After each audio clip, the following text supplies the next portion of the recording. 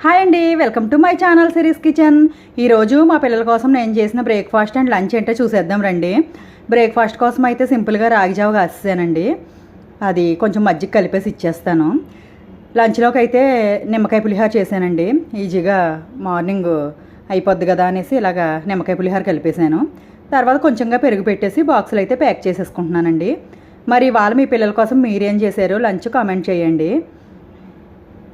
Lunch box రెసిపీస్లో ఇది ఒకటండి, ఎంతో సింపుల్గా అయిపోద్ది నిమ్మకాయ పులిహోర అనేది.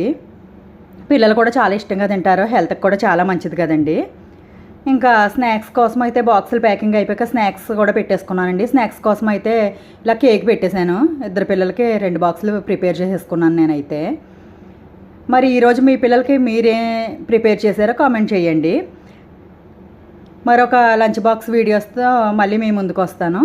Thank you for watching.